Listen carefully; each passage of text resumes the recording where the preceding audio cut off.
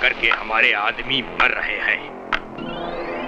बाकी लोगों को बचाने का उपाय सिर्फ नागेश बाबा के पास है। जय नागेश।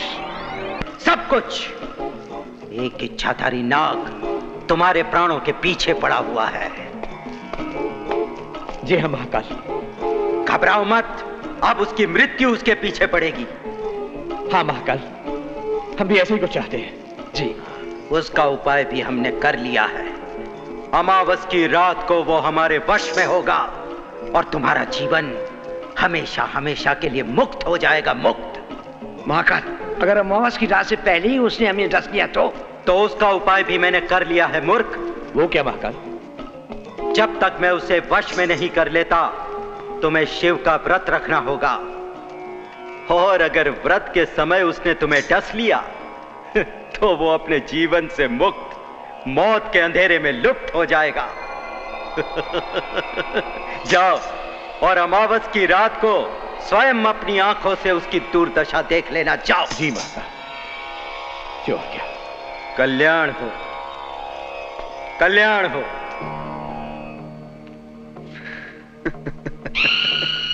कौन हंस रहा है? कौन हंस रहा है ये? मैं कहता हूं कौन हंस रहा है ये? कौन हंस रहा है ये? हंसने का इतने शौक है, सामने आके हंस। बुद्धि लोग अंधेरे में छुप के क्यों हंस रहा है?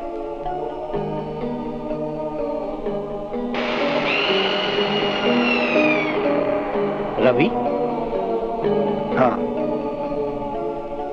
उस दिन रवि की आत्मा ने उसका शरीर छोड़ दिया, लेकिन सेठ रतनलाल के एहसानों का कर्ज चुकाने के लिए मेरी आत्मा उसके शरीर में चली गई। मैं एक इच्छाधारी नाग हूं, जिसके जहर से बचने के लिए तुमने शिव जी का व्रत रखा है। बारी बारी से तुम्हारे सारे दोस्तों को मैंने मार दिया। अब तुम्हारी बारी है।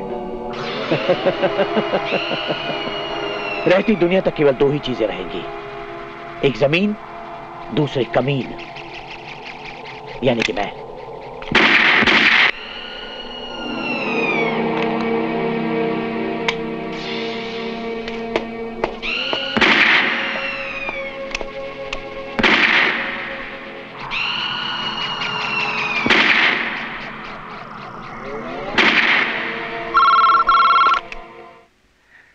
हेलो, मैं अक्ल का भंडार यानी कि भंडारी बोल रहा हूँ। भंडारी, अब तेरी अकल का भंडार भंगार बनने वाला है। अबे, मैं क्या तुम्हें कबाड़ी नजर आता हूँ? एक नंबर की अनाड़ी। अनाड़ी नहीं, तेरा बाप मुर्गन बोल रहा है। मुर्गन? हाँ, तो मुर्गा बोल रहा है ऐसा? मुर्गन, मुर्गन साहब आपने कैसे याद किया? तेरे लिए एक बहुत बुरी खबर है। तेरा भांजा रवि एक इंसान नहीं, नाग है। नाग।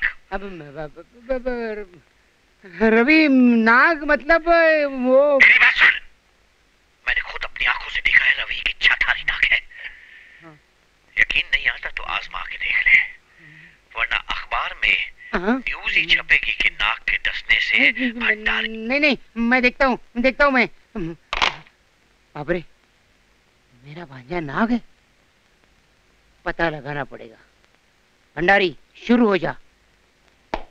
रवि साहब हैं, ये बात अगर सच है तो तेरे खुशबू के डोर में बनकर तेरे पास ऐसे दौड़ा चला आएगा जैसे एक दीवाना दूसरे दीवाने के पास। जाके उसे खत्म कर।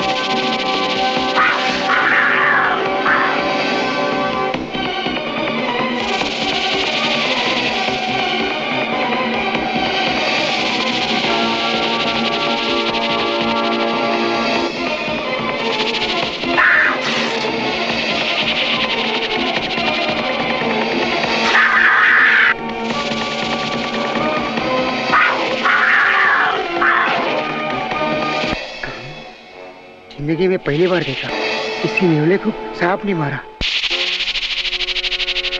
मुर्गन सही कह रहा था, रवि कोई इंसान नहीं है बल्कि इच्छाधारी नाग है।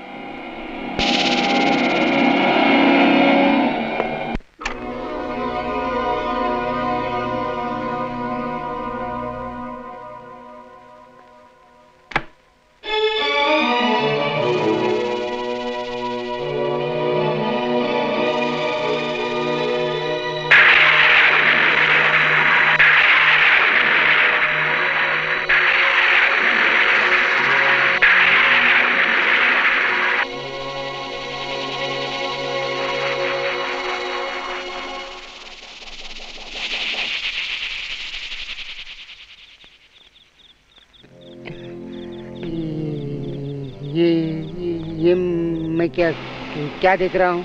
आज तुम्हारी आंखों ने कोई सपना नहीं, वो सच देखा है जो जहर से ज्यादा कड़वा, आईने से ज्यादा साफ, सूरज से ज्यादा गर्म और चांद से ज्यादा बेदाग है।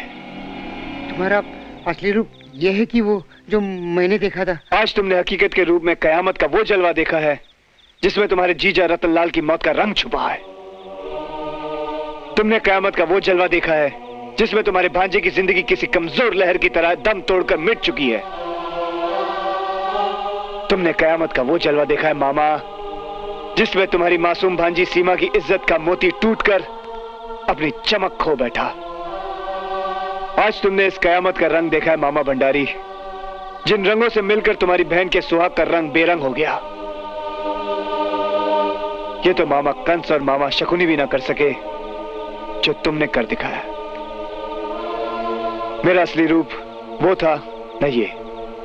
मेरा असली रूप है रतनलाल के किए हुए एहसानों का कर्ज चुकाना। मैं एक इच्छाधारी नाग हूं, मगर तुम जैसे एहसान फरामोश, खुदगर्ज और गैरतमंद इंसानों से कई ज्यादा वफादार और एहसान परस्त इंसान। और तुम इंसान होकर इस नश्वर शरीर के लिए अपनों का हक छीन रहे हो, जिसका अंजाम सिर्फ मिट्टी के कीड़े मकोड़ों का निवाला है। सोचो अब तुम्हारी बहन की वंश की बेल कैसी फूटेगी, किसके नाम से उसका खानदान चलेगा। उसके अंधेरे घर को रोशन करने के लिए एक ही चिराग था जिसे तुमने अपने मामूली लालच के लिए मिटा डाला, उसके कुल को खत्म कर डाला तुमने। क्या यही इंसानियत है? क्या यही भाई बहन का रिश्ता है? क्या इसी के लिए तुमने इस धरती पर जन्म लिया था? बस बस भांजे, बस भगवान के लिए बस कर।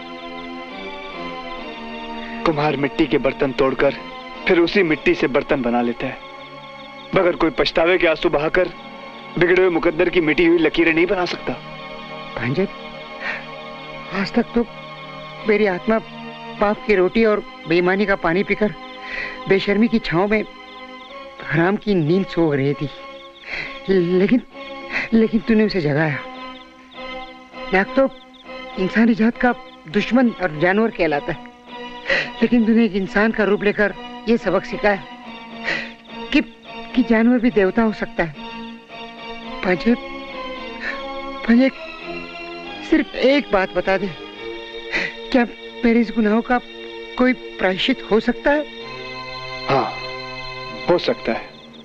मैं मुर्गन के 4 साथियों को उनके कर्मों की सजा दे चुका हूं और अब मुर्गन को मौत के भोग लगाना बाकी है, मगर उसने शिव का व्रत ले रखा है। जानता हूं, सब कुछ जानता हूं, और वो जब तक शिव का व्रत रखेगा तब तक तू उसे मार नहीं सकता। हाँ मामा। तू फिक्र मत कर भांजे, अगर एक जानवर देवता हो सकता है तो यह आदमी इंसान नहीं हो सकता। अब देखना भांजे, मेरे खून का एक एक कतरा अपने पापों का प्रायश्चित करेगा।